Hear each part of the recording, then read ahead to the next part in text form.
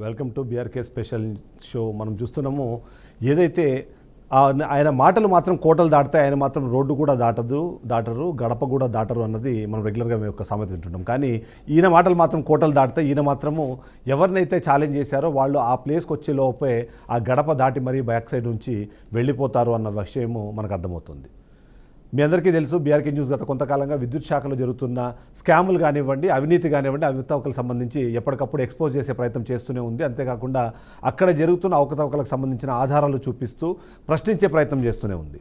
దానికి సమాధానం చెప్పకపోగా ఆ సమాధానం చెప్పేందుకు ఎలాంటి ప్రయత్నం చేయడం లేదన్నది ప్రతి ఒక్కరికి తెలుసు. కానీ మొన్న మాత్రం ఒకరోజు మా కలీగ్ రఫీ దీనికి సంబంధించి డ్రైవ్ చేసే క్రమంలో డైరెక్ట్గా లైవ్లోకి మనం చెప్తున్న ఈ అవినీతి అధికారి అని మనం మొదటి నుంచి చెప్తున్న వ్యక్తి సంతోష్ రావు లైవ్లోకి కనెక్ట్ అయ్యారు. లైవ్లో కనెక్ట్ అయిన నేపథ్యంలో ఆయన మాట్లాడిన మాటలు ప్రతి ఒక్కటి అందరూ గమనించారు. అందులో ముఖ్యంగా చూస్తే తాను ఎలాంటి తప్పు చేయలేదు, చాలా నిజాయితీగా వ్యవహరిస్తున్నాను, అక్కడ జరుగుతున్న తప్పులకి కారణాలు వేరే, లేకపోతే అక్కడ తప్పులు జరగట్లేదు అనే విధంగానే తను బుకాయించే ప్రయత్నం చేశారు. కానీ మా కలీగ్ వేసిన చాలా ప్రశ్నలకు తన సమాధానం చెప్పకుండానే తప్పించుకునే ప్రయత్నం చేశారు. అంతేకాదు, గతంలో నేను కూడా ఒకసారి ఆయన లైవ్లో మాట్లాడినప్పుడు నేను బిజీగా ఉన్నాను, మళ్ళీ కాల్ చేస్తాను అని చెప్పి పెట్టేశారు. కానీ ఆ తర్వాత ఒక్క సందర్భంలో కూడా నా ఫోన్ ఆన్సర్ చేయని సిచ్యువేషన్ ఉంది. అంతేకాకుండా మన రీజనల్ కోఆర్డినేటర్ గోపి అక్కడికి వెళ్ళి ఆఫీస్ దగ్గర ఎదురు చూసినప్పుడు కానివ్వండి, ఆఫీస్కి వెళ్ళి ప్రశ్నించినప్పుడు కానివ్వండి, వాళ్ళు చెబుతున్న మాట, మేము ఒక ప్రెస్ నోట్ రిలీజ్ చేస్తాము, అందులో అన్ని ప్రశ్నలకు సమాధానాలు చెప్తాము, మీరు వేస్తున్న అవినీతి మరకలకు సంబంధించిన సాఫ్ నేను చేస్తాను అంటూ వాళ్ళు చెప్పుకొచ్చారు. కానీ అలాంటిది కూడా ఇప్పటిదాకా ఏమీ జరగలేదు. అయితే మరొక బ్రేకింగ్ న్యూస్ అయితే మనం ఇక్కడ చూడాల్సిన అవసరం ఉంటుంది. ఇప్పటికే మనము ఏదైతే 343 కోట్ల రూపాయల టెండర్లలో అవకతవకలు జరిగాయి, అన్యాయం జరిగే అవకాశం ఉందని మనం చెప్పామో, వాటికి సంబంధించిన టెండర్లను మొన్న ఓపెన్ చేశారు. ఎల్ఓఏ కూడా లెటర్ ఆఫ్ యాక్సెప్టెన్సీ కూడా ఇచ్చినట్టుగా మనకు సమాచారం ఉంది. కానీ దాన్ని బయటికి పొక్కకుండా, ఆ డాక్యుమెంట్స్ బయటికి రాకుండా పూర్తి స్థాయిలో తొక్కిపట్టి మరి ఆ టెండర్ను వాళ్ళు అనుకున్న తమ అనుచరులకి, తన అన్నయ్యలకే అప్పచెప్పే ప్రయత్నం అయితే పూర్తి అయిపోయినట్టుగా మనం చెప్పాల్సిన అవసరం కనిపిస్తుంది. ఓవరాల్గా చూస్తే ఎవరైతే మనం మాట్లాడుతున్నామో దీనికి సంబంధించి విద్యుత్ శాఖలో ఉన్నతాధికారిగా ఉన్న విజయానందన్ బదులు ఈ సంతోష్ రావు మొత్తం ఈ 343 కోట్లకు సంబంధించిన టవర్ స్కామ్ను మనం ఎక్స్పోజ్ చేసిన తర్వాత ఎప్పటికప్పుడు దాన్ని బుకాయించే ప్రయత్నం చేశారు. సమాధానం అడిగితే ప్రశ్నలకు ఆ సమాధానం చెప్పకుండా పారిపోయే ప్రయత్నం చేశారు. అది మరొకసారి కూడా రిపీట్ అయిన సిచ్యువేషన్ ఉంది. ఒకసారి మొన్న మా రఫీ దీనికి సంబంధించి మాట్లాడినప్పుడు ఆయన ఏం మాట్లాడారో ఒకసారి చూడాల్సిన అవసరం ఉంటుంది. ఎందుకంటే ఆయన ఒక ఛాలెంజ్ చేశారు, వీలైతే రండి, నేను మీకు దానికి సమాధానం చెప్తాను, మీరు అడిగే ప్రతి ప్రశ్నకు నా దగ్గర సమాధానం ఉంది, మీరు వేసే ప్రతి ఆరోపణకి, మీరు చేసే ప్రతి ఆరోపణకి నా దగ్గర సమాధానం ఉంది అని చెప్పారు. కానీ ఏం చేశారో మీరు తెలుసుకునే ముందు ఒకసారి మా కలీగ్ రఫీ మాట్లాడినప్పుడు ఆయన ఎలా రెస్పాండ్ అయ్యారో ఒకసారి చూడండి.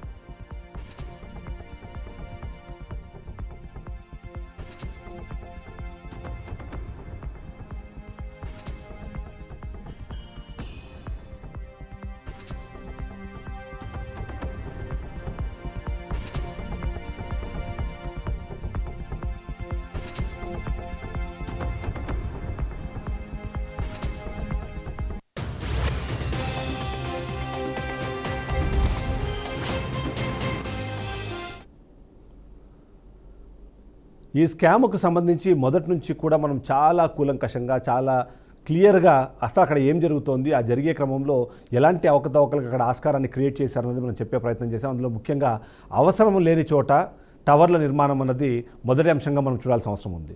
అందులో ముఖ్యంగా చూస్తే మాత్రం అక్కడ అసలు ఎట్టి పరిస్థితుల్లోనూ రోడ్డు క్రాసింగుల్లో తప్ప మిగిలిన సందర్భాల్లో ఆ M6 కానివ్వండి, M9 కానివ్వండి, M3 టవర్లు కానీ వేయాల్సిన అవసరం లేదు. కానీ అయినా సరే అవసరం లేకపోయినా వందలాది టవర్లు అక్కడ నెలకొల్పేలాగా, నిర్మాణం చేసేలాగా ఆ మొత్తం ప్రణాళికను సిద్ధం చేశారు.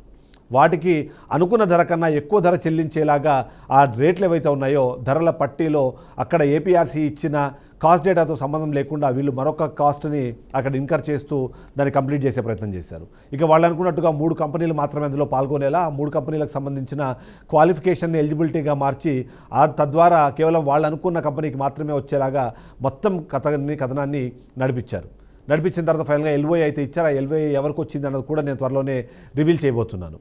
ఏదైతే సంతోష్ రావు గతంలో బీఆర్కే న్యూస్కి లైవ్లో వచ్చిన తర్వాత ఆయన చేసిన ఛాలెంజ్, ఆయన విసిరిన ఛాలెంజ్ ఏంటంటే, రండి మీరు చెప్పే ప్రతి ప్రశ్నకి నా దగ్గర సమాధానం ఉంది, మీరు వేసే ప్రతి ఆరోపణకి నా దగ్గర సమాధానం ఉందన్నారు. కానీ ఆయన ఆ సమాధానం మాత్రం చెప్పలేకపోయారు. నిన్న మా ప్రతినిధులు హైదరాబాద్ నుంచి తిరుపతి దాకా వెళ్ళారు. ఎందుకంటే ఆయన చెప్పినట్టుగా నిజాయితీపరుడైన ఆఫీసర్ అయితే, మేము చెప్పినవన్నీ అబద్ధాలైతే, ఆయన చెప్పినట్టుగా ఆయన ఎలాంటి అవినీతికి పాల్పడకుండా, ఆయన ఎలాంటి అక్రమాలకు తావివ్వకుండా మొత్తం టెండర్ల ప్రక్రియ నడిపించడం కానివ్వండి, ఆయన ఆ సీఎండీ హోదాలో ఉండి చేస్తున్న కార్యక్రమాలు సాదాసీదాగా ఉంటే అసలు ఏం జరుగుతున్నాయని తెలుసుకునే ప్రయత్నం జరగాల్సిన బాధ్యత ఖచ్చితంగా బీఆర్కే చూసుకుంది. అందులో భాగంగానే ఆయన విసిరిన ఛాలెంజ్కు మేము ప్రతిగా ఆ ప్రదేశానికి మా కొలీగ్స్ని పంపించాము. మా రిప్రజెంటేటివ్స్ అక్కడికి వెళ్ళి ఆయన ప్రశ్నిద్దాము అంటే తీసుకెళ్ళి ఆయన ఒక ప్లేస్లో కూర్చోబెట్టి వెనకాల నుంచి వెళ్ళిపోయారు. అసలు ఏం జరిగిందన్న విషయాన్ని మా రీజనల్ కోఆర్డినేటర్ గోపి అందిస్తారు. ఒకసారి ఆయన మాటలు విన్న తర్వాత మన విషయం కంటిన్యూ చేద్దాం.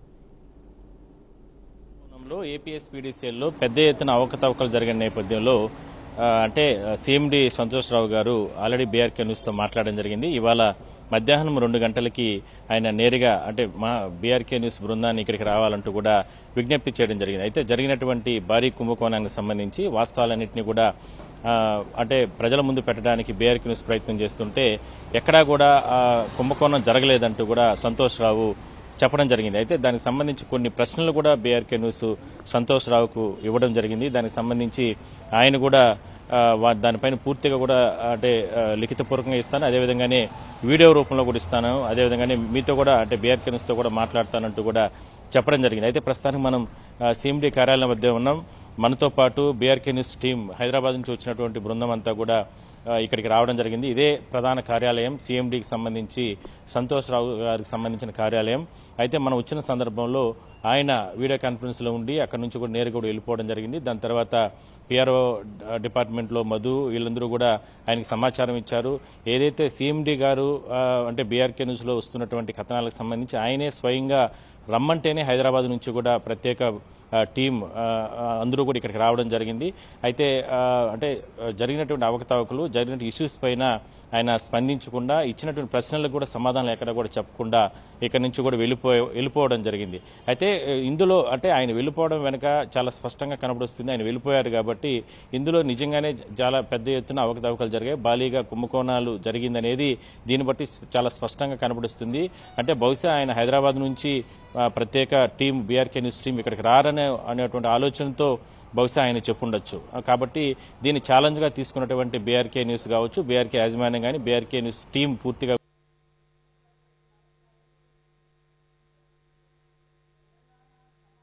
టవర్ల కుంభకోణంలో ఏపీఎస్పీడీసీఎల్లో పెద్ద ఎత్తున అవకతవకలు జరిగిన నేపథ్యంలో అంటే సీఎండీ సంతోష్రావు గారు ఆల్రెడీ బీఆర్కే న్యూస్తో మాట్లాడడం జరిగింది. ఇవాళ మధ్యాహ్నం 2 గంటలకి ఆయన నేరుగా అంటే మా బీఆర్కే న్యూస్ బృందాన్ని ఇక్కడికి రావాలంటూ కూడా విజ్ఞప్తి చేయడం జరిగింది. అయితే జరిగినటువంటి భారీ కుంభకోణానికి సంబంధించి వాస్తవాలన్నింటినీ కూడా అంటే ప్రజల ముందు పెట్టడానికి బీఆర్కే న్యూస్ ప్రయత్నం చేస్తుంటే ఎక్కడా కూడా కుంభకోణం జరగలేదంటూ కూడా సంతోష్రావు చెప్పడం జరిగింది. అయితే దానికి సంబంధించి కొన్ని ప్రశ్నలు కూడా బీఆర్కే న్యూస్ సంతోష్రావుకు ఇవ్వడం జరిగింది. దానికి సంబంధించి ఆయన కూడా దానిపైన పూర్తిగా కూడా అంటే లిఖితపూర్వకంగా ఇస్తాను, అదేవిధంగానే వీడియో రూపంలో కూడా ఇస్తాను, అదేవిధంగానే మీతో కూడా అంటే బీఆర్కే న్యూస్తో కూడా మాట్లాడతానంటూ కూడా చెప్పడం జరిగింది. అయితే ప్రస్తుతానికి మనం సీఎండీ కార్యాలయం వద్ద ఉన్నాం.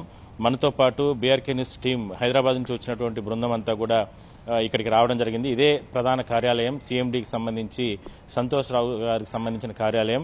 అయితే మనం వచ్చిన సందర్భంలో ఆయన వీడియో కాన్ఫరెన్స్లో ఉండి అక్కడి నుంచి కూడా నేరుగా వెళ్ళిపోవడం జరిగింది. దాని తర్వాత పిఆర్ఓ డిపార్ట్మెంట్లో మధు వీళ్ళందరూ కూడా ఆయనకి సమాచారం ఇచ్చారు.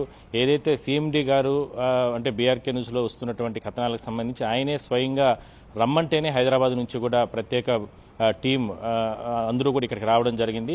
అయితే అంటే జరిగినటువంటి అవకతవకలు, జరిగిన ఇష్యూస్ పైన ఆయన స్పందించకుండా, ఇచ్చినటువంటి ప్రశ్నలకు కూడా సమాధానాలు ఎక్కడ కూడా చెప్పకుండా ఇక్కడి నుంచి కూడా వెళ్ళిపోవడం జరిగింది. అయితే ఇందులో అంటే ఆయన వెళ్ళిపోవడం వెనుక చాలా స్పష్టంగా కనబడుస్తుంది. ఆయన వెళ్ళిపోయారు కాబట్టి ఇందులో నిజంగానే చాలా పెద్ద ఎత్తున అవకతవకలు జరిగాయి, భారీగా కుంభకోణాలు జరిగిందనేది దీన్ని బట్టి చాలా స్పష్టంగా కనబడుస్తుంది. అంటే బహుశా ఆయన హైదరాబాద్ నుంచి ప్రత్యేక టీం బీఆర్కే న్యూస్ టీం ఇక్కడికి అనేటువంటి ఆలోచనతో బహుశా ఆయన చెప్పుండొచ్చు. కాబట్టి దీన్ని ఛాలెంజ్గా తీసుకున్నటువంటి బీఆర్కే న్యూస్ కావచ్చు, బీఆర్కే యాజమాన్యం కానీ, బీఆర్కే న్యూస్ టీం పూర్తిగా కూడా ఇక్కడికి వచ్చి మొత్తం కూడా ఆయన్ని వివరణ కోరే ప్రయత్నం చేశాం. అయినా కూడా ఆయన ఇక్కడ కార్యాలయంలో ఉండి కూడా ఇక్కడ నుంచి కూడా వేరే లిఫ్ట్ నుంచి కూడా వెళ్ళిపోవడం జరిగింది. బీఆర్కే న్యూస్ టీంని మిస్గైడ్ చేసి ఇక్కడ నుంచి కూడా వెళ్ళిపోవడం జరిగింది. సో మన ప్రయత్నం మనం చేశాం, ప్రజాస్వామ్యబద్ధంగా దీన్ని అంటే ప్రయత్నం చేశాం. కొన్ని కోట్ల రూపాయలకు సంబంధించినటువంటి అవకతవకలు జరిగిన నేపథ్యంలో ఇదంతా కూడా ప్రధాన కార్యాలయాలు ఇవన్నీ కూడా మనం చూడొచ్చు. ఈ కార్యాలయాలకు సంబంధించి మెయిన్ సీఎండీ కార్యాలయం ఇక్కడే వ్యవహారాలు నడుస్తూ ఉంటాయి. మొత్తం దక్షిణ ప్రాంత సంబంధించినటువంటి విద్యుత్ శాఖకు సంబంధించి ఇప్పటికే టవర్ల కుంభకోణానికి సంబంధించి కావచ్చు, అదేవిధంగానే ఆ బోర్డులు కానీ లేదంటే టవర్లకు సంబంధించి అల్యూమినియం గేట్స్ కానీ ఇవన్నీ కూడా మనం చూస్తున్నట్లయితే కనుక ఇది మెయిన్ బిల్డింగ్స్ కూడా మనం చెప్పుకోవచ్చు. ఈ బిల్డింగ్కి సంబంధించి ఇవంతా కూడా మొత్తం కూడా కార్యాలయాలన్నీ కూడా నడుస్తూ ఉంటాయి. సో దీనికి సంబంధించి మనం ఎన్నో వివరణ అడిగాం ఆయన్ని. బట్ ఆయన కూడా చెప్పడం జరిగింది, ఖచ్చితంగా నేను దీనికి సంబంధించి వివరణ ఇస్తాను, మీరు ప్రశ్నలుగానే ఇవ్వగలిగితే కానీ వాటన్నిటిని కూడా మేము దానికి వాస్తవాలంటే మేము చెప్పే ప్రయత్నం చేస్తామంటూ చెప్పారే కానీ బహుశా హైదరాబాద్ నుంచి ఇక్కడికి రారనుకున్నారేమో కానీ హైదరాబాద్ నుంచి టీం కావచ్చు, ఇక్కడ ఉన్నటువంటి ప్రతినిధులు వీళ్ళందరూ కూడా వచ్చిన నేపథ్యంలో వాటన్నిటిని కూడా ఇక్కడ నుంచి కూడా వెళ్ళిపోవడం జరిగింది. సీఎండీతో పాటు ఉన్నటువంటి మిగిలినటువంటి అధికారులందరూ కూడా ఇక్కడ నుంచి కూడా బీఆర్కే న్యూస్ చూసిన వెంటనే ఇక్కడ నుంచి కూడా వెళ్ళిపోవడం జరిగింది. సో దీనికి సంబంధించి చాలా కుంభకోణం 343 కోట్లకు సంబంధించి ఒక కుంభకోణం జరిగితే దాదాపుగా ఈ 2 ఏళ్ల కాలంలో దాదాపుగా 1800 కోట్ల రూపాయల వరకు కూడా ఇందులో అవకతవకలు జరిగాయనేది ప్రధానంగా రకరకాల ఆరోపణలు ఉన్నాయి. ఇదే ప్రధాన కార్యాలయం. ఈ కార్యాలయం నుంచే సంతోష్ రావు వ్యవహారాలు నడిపిస్తూ ఉంటారు. ఇప్పటికే రకరకాల ఆరోపణలు ఉన్నాయి. ఏఈ నుంచి, డిఈ నుంచి, లేదంటే కింద స్థాయి సిబ్బందిని వేధింపులు ఇటు రకరకాలుగా ఇబ్బందులు పెడుతూ ఈ విధంగా కూడా ఫైల్స్ క్లియరెన్స్ ఇటు రకరకాల ఇబ్బందులు పెడుతుంటారనేటువంటి ఆరోపణలు కూడా ఉన్నాయి. వాటిపైన కూడా గతంలో విచారణలు కూడా కొనసాగడం జరిగింది. అంటే ఇప్పుడు ప్రస్తుతం ఉన్నటువంటి పరిస్థితుల నేపథ్యంలో దీనిపైన వివరణ అంటే కొన్ని అంశాలు ఏదైతే టవర్లు అనవసరం ప్రాంతాల్లో టవర్లు నిర్మిస్తున్నారు, అదేవిధంగానే నిబంధనలకు విరుద్ధంగా టవర్లు నిర్మిస్తున్నారు, టెండర్లలో పెద్ద ఎత్తున గోల్మాల్ జరుగుతుంది, ఇట్లా రకరకాలుగా అంటే ఆరోపణలు వచ్చిన నేపథ్యంలో దానికి సంబంధించి పూర్తి స్థాయిలో కూడా వివరణ కోరడానికి మనం రావడం జరిగింది. అయితే లైవ్లో కూడా ఆయన చూసి సంతోష్ రావు మీరు చెప్తున్నటువంటి అవన్నీ కూడా అవాస్తవాలు, మీరు తన కార్యాలయానికి వస్తే గాన వాస్తవాలన్నింటినీ కూడా మేము ఇస్తామంటూ కూడా చెప్పడం జరిగింది.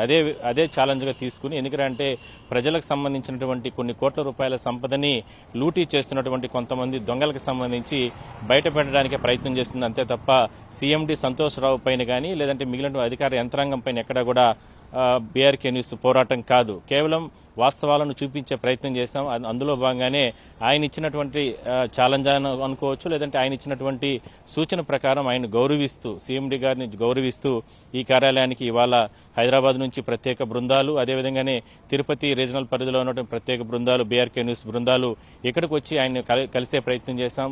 కేంద్ర రాష్ట్ర ప్రభుత్వాల దృష్టి కూడా తీసుకురాబోతున్నాం.